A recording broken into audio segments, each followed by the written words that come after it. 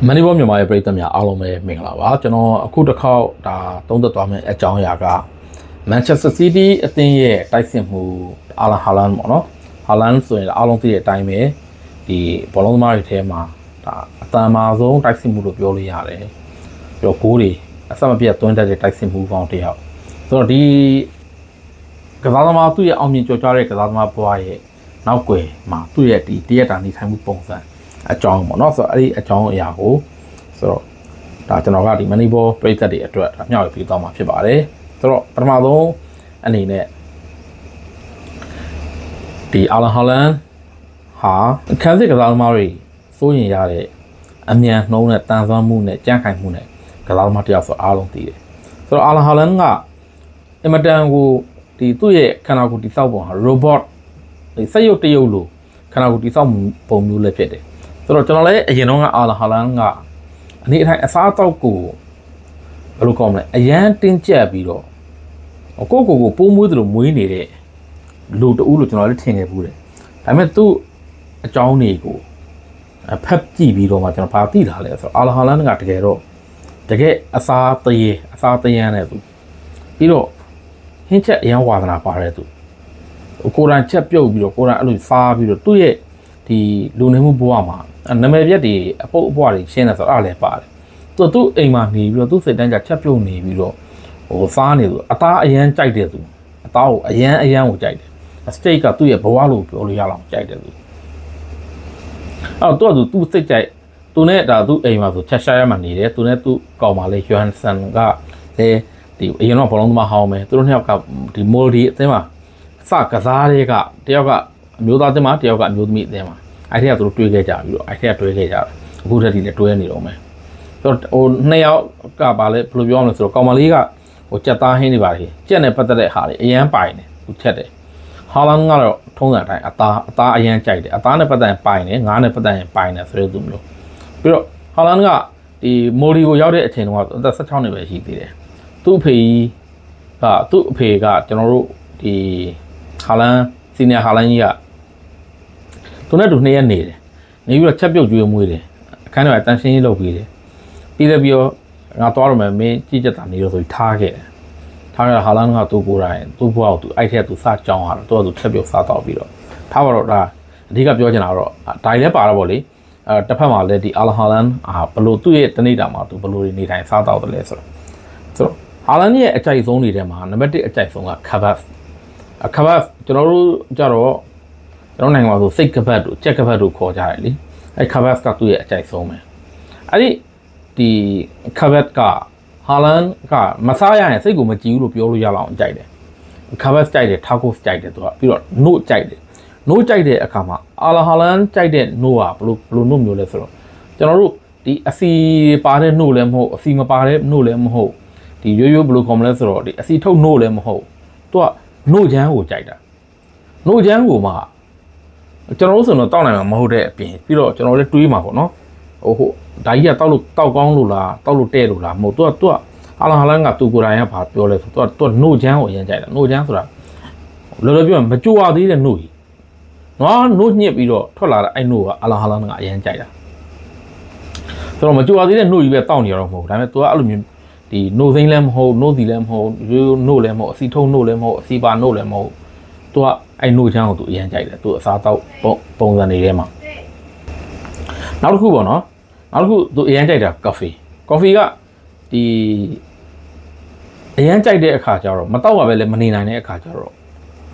့ကဖေးကိုလည်းသူဆွဲလန်းတဲ့အခါကျတော့ဟာလန်ကကော်ဖီကိုနေတိုင်းတောက်တယ်နေတိုင်းတောက်ပြီးမှသူအဲ့နို့ချမ်းပြန်တောက်တဲ့အခါမှာသူကလည်းအဲ့ဒါကိုပြောတာ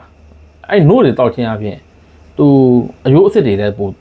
ပြီးတော့တန်မာစီအောင်လို့တောက်တာဖြစ်တဲ့အပြင်ဘာလဲဆိုတော့ကဖိန်းဓာတ်ပြေရောအောင်လို့အဲ့ကဖိန်းဓာတ်ပြေရောအောင်လို့သူနို့ကြိုက်တာဘာကြောင့်လဲသူ့အတွက်ကော်ဖီကစူပါဖူးဖြစ်နေတဲ့အတွက်တော့ကော်ဖီကိုတော့မလျှော့ဘူးဒါပေမဲ့အဲ့ကော်ဖီမှာပါတဲ့ကဖိန်းကိုသူကပြန်လျှော့ကျင်တဲ့အခါကျတော့သူနို့များများတောက်တယ်လို့ပြောလို့ရတယ်နောက်ဒီအာလန်ဟာလန်ရဲ့တနေ့တာလှောက်ချမှုတွေထဲမှာကျွန်တော်တို့ Manchester City ရဲ့ဒီ Fazio ပေါ့နော်ဒီ Mario Pafundi အဲ့ Mario Pafundi ကဒီ club အတွက်အလုပ်လုပ်တာ club အတွက်အလုပ်လုပ်ပြီးမယ် club အတွက်အလုပ်လုပ်ပြီးလို့ပြန်ပြီဆိုရင်အာလန်ဟာလန်ကြီးနဲ့အတူပါလာတယ်ဟာလန်တို့စီမှာနေတယ်ဟာလန် ရဲ့ဒီအကျော်အချင်းတွေ massage အဲ့ဟာသူလိုက်လုပ်တယ်လုပ်ပြီးတော့မှပြန်လာသူ့ရင်သူပြန်လာဒီ passion က Al Holland Manchester City ကိုရောက်လာတဲ့ကသူကရှိနေတာ Al Holland နဲ့အရန်အဖွဲကြတယ်အတွဲကြတယ်သူတို့အိမ်မှာစားရင်တောင်းရင်လို့နေတဲ့သူဆိုတော့သူနဲ့အတူသူကဒီသူ massage အစီအစဉ်ရှိတယ်နောက် Al Holland တို့အိမ်မှာပါရှိတယ်ဆိုတော့ကျွန်တော်တို့ဒီ Allen therapy လို့ခေါ်တာပေါ့ဒီကြွက်သားတွေပြေရော့စီဖို့အတွက်အဲ့ Allen therapy သူလုံးဆရာရှိတာတော့သူအကုန်လုပ်တယ်လုံးဆရာရှိတာတွေလုပ်တယ်ဒါပေမဲ့သူမဖြစ်မနေလုပ်တာတွေကကိုယ်တိုင်ဈေးသွားတယ်တခါတည်းကျသူ့ကောင်မလေးတော့မပေါ့ယူအန်ဆန်တော့မပေါ့သူဈေးသွားတယ်ပြီးတော့ဈေးသွားတယ်ဆိုတာဟောဒီ market တွေကိုသွားတာမဟုတ် sorry ဈေးသွားတာမဟုတ်အဲ့ဒီ channel တွေကိုသွားတာ farm တွေကိုသွားတာအပြားရည်သွားဝယ်တယ်နွားနို့သွားဝယ်တယ်သူကိုယ်တိုင်သွားတယ်သူကိုယ်တိုင်ချတယ်ဆိုတဲ့ပုံစံမျိုး Al Holland ကဆိုတော့သူဘဝမှာ Al Holland ရဲ့ဘဝမှာလွန်ခဲ့တဲ့2 နှစ်လောက်ကလည်းကျွန်တော်ဖတ်ခဲ့ဘူးတယ်တပုတ်ရှိတယ်ဘာလဲဆိုတော့ Al Holland ကသူဒီလောက်ယုံနိုင်တဲ့အခါမှာသူ့ရဲ့ဟိုလွယ်လွယ်ပြောသူကားစီးလို့ပြောရင်သူက engine power ကြီးတယ် engine power ကြီးတဲ့အခါကျတော့သူကစီတုတ်တယ်ဆိုတော့သူ့ကိုသူပြောတာ engine power ကြီးတဲ့အတွက်သူကအစားသူအဆက်မပြတ်ဖြည့်ရတယ်ဘယ်ကအစားရှောင်အောင်ပါလဲသူအစားအတော့နဲ့ပတ်သက်ပြီးတော့ဘာညာဆိုသူကအစားမရှောင်သူစားတယ်စားရင်သူအတက်နိုင်ဆုံးတော့သူတွက်ချက်ပြီးတော့စားတယ်သူဒီကဒါစားရင်ဒါအတွက်ဒါစားရင်ဒါအတွက်ပြီးတော့ဒါကိုဒီလောက်စားမယ်သူမစားရင်မနေနိုင်တဲ့အစားအသောက်တွေ carb လို့ဟာမျိုးတွေဒီအမဲသားတိုးသားလို့ဟာမျိုးတွေသူအဲ့ဒါတွေကသူအရန်ကြိုက်တဲ့အခါကျတော့အဲ့ဒါတွေစားတဲ့အပြင်ကိုအဲ့ဒါတွေကိုဘယ်ချိန်မှအသင့်တော်ဆုံးစားမလဲဆိုတာတွေတွက်ချက်သူကအဲ့ဒီအပိုင်းတွေ Al Holland အိမ်ကအဲ့ဒါမျိုးတစ်ခါကျတော့ဒီသူ့အိမ်ကိုရောက်ပြီးတော့ podcast တို့ပါလို့ဆို journalist တွေ Holland နဲ့တွားပြီးတော့စကားပဲပြောပါညာဆိုတဲ့အခါကျ Al Holland အိမ်ကဘာနဲ့တူလဲဆိုတော့ Holland ကဘောလုံးသမားနဲ့လည်းတူတယ်စပုံမှုနဲ့လည်းတူတယ်သိပ္ပံပညာရှင်နဲ့လည်းတူတယ်ပြီးတော့ဟိုဘယ်လိုမလဲအာဟာရဗေဒပညာရှင်နဲ့လည်းတူတယ်သူကသူဒီအကျဉ်းတွက်ချက်ထားတဲ့စာရွက်ဒီပေါ်မှာရေးချစ်ထားတဲ့ဒီကယ်လိုရီတွက်တဲ့ဟာစာရွက်တွေလည်းရှိတယ်သူ့အိမ်မှာပြီးရင်ဒီ scientist တူလို့ပဲဟိုဘယ်လိုခေါ်မလဲဆိုတော့ဟိုဆက်ဒီ set တွေအဲ့ဒီဟာတွေလည်းရှိတယ်ဒီအနှိတ်ခံဆက်တွေအလင်းပြဆက်တွေပြီးတော့ဒီရေအေးကန်ရေနွေးကန်ဆိုတော့ဒါတွေလည်းရှိတယ်အရန်ကိုအဲ့ဒီဟာတွေအကုန်လုံးပြည့်စုံတယ်ဒါပေမဲ့သူ့မှာတောင်းချမ်းတာတခုပဲရှိတယ်အစားအရန်ကျူးတယ်အစားတော့အရန်တောင်းချမ်းတယ်ဆိုတော့ Al Holland ရဲ့ဒီတရက်တာပေါ့နော်တရက်တာကိုလှုပ်ရှားမှုကြည့်ရင်ကျွန်တော်သူကမနေ့8 နာရီဆိုရင် Al Holland ကဒီအဲ့ရနိုးလာပြီဆိုတာ ਨੇ breakfast ကိုသူစားဖို့လုပ်ပြီးအဲ့ breakfast မှာနံပါတ်1မပါမဖြစ်က coffee ကလုံးဝနေ့တိုင်းပါတယ် coffee ကအားသာသမားဆိုတော့ကကဖိန်းနဲ့ပါညာလို့ပြောကြရင်မဟုတ်သူကတောက်တယ် coffee ပါတယ်ပြီးတော့ဒီကြက်ဥပါတယ်ပြီးတော့အချင်းဖောက်ထားတဲ့ဂျုံပါတယ်ဒီပါမုတ်ပေါ့နော်ပါမုတ်ချင်ပေါ့ပါမုတ်ချင်ပါတယ်ကြက်ဥပါတယ်ဒီကဖိန်းဒီ coffee ပါတယ်အဲ့မနေ့8 နာရီမနေ့9 နာရီဆိုသူကဒီ massage session ကိုစပြီအဲ့ Mario Parfundi ကသူ့အိမ်ကိုလာပြီဒီသူ့ရဲ့ home gym ပဲပြောမှာတော့အိမ်မှာသူ့အိမ်ကိုဒီမနေ့စားပြီးခင်တော့ဆို Parfundi ရောက်လာပြီးတော့ stretch တွေလုပ်တယ်ဒီ stretching တွေလုပ်တယ်ပြီးတော့ massage တွေလုပ်တယ်အဲ့လုပ်တာအဲ့ရှင်းမနေ့9 နာရီစားတယ်ပြီးအဲ့ရနေပြီးတော့မှသူတို့အေးစစ်စစ်အနားယူပါညာနဲ့17 နာရီ17 နာရီဆိုရင်သူကဒီအဲ့သူဟိုနားထွက်ဒီနားထွက် Manchester မြို့ထဲထွက်တခါကျ farm နေထွက် no way ပြီးရင်ဒီ steak တွေပါဝယ်တာဆိုင်တွေမှာတော့ဝယ်တာလည်းရှိတယ်ကိုယ့်အောင်လှုပ်စားတာလည်းရှိတယ်အဲ့ဒီဟာကိုလုပ်တယ်ပြီးတော့12 နာရီ 15ဆိုရင် Al Holland က lunch စားပြီအဲ့ lunch စားပြီဆိုတဲ့အချိန်ကြာရင်သူက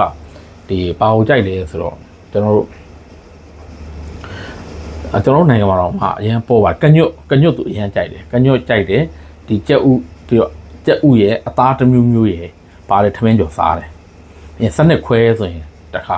သူပြန်ပြီးတော့အပေါ့စား Parfundi နဲ့အတူဒီဘယ်လိုကောင်းမလဲဆိုတော့ဒီအပေါ့စား massage session ကိုစပြီးတော့အဲ့ပြီးရင်စနစ်ခွဲဆိုသူတို့ Manchester City ကိုသွားပြီ Manchester City training ဝင်းကိုသွားပြီးတော့အကွဲမှာသူတို့ဒီအဲ့အပေါ်သားလေးလှုပ်ပြီးတော့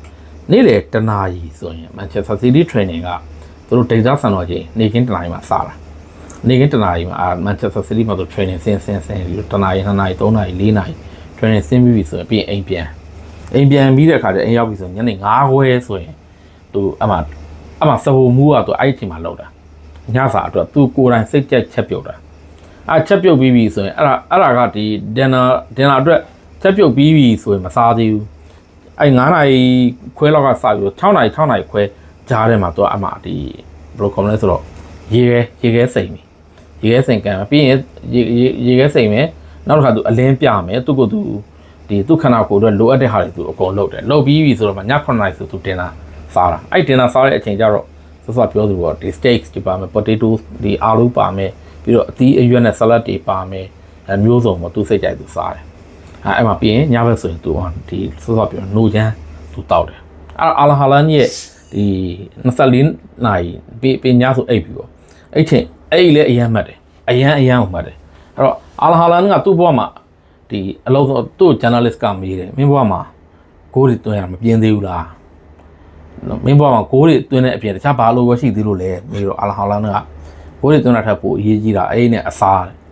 သူကအရန်အေးကြိုက်တယ်အစားကြိုက်တယ်ဆိုတဲ့အကြောင်းအစားကျူးတဲ့သူဆိုတဲ့အကြောင်းသူပြောတယ်နောက်သူကအစားကြိုက်တဲ့အပြင်သူကအချက်အပြုတ်ကိုလည်းသူအရန်ဝါသနာပါတယ်ဆိုတော့ဘဝဘေးအခြေအနေရပါလေဒါကတော့သူပြန်ပြောပြတာပေါ့သူ့ဖေအဲ့လိုထားခဲ့တဲ့အချိန်မှာသူကိုယ်တိုင်မှ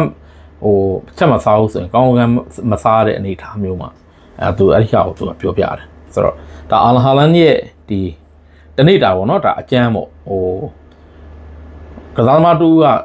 ခရစ္စတီယာနိုရိုနယ်ဒိုရဲ့ပုံစံလဲပုံစံကကျတော့ဒီအာလဟာလန်နဲ့မတူ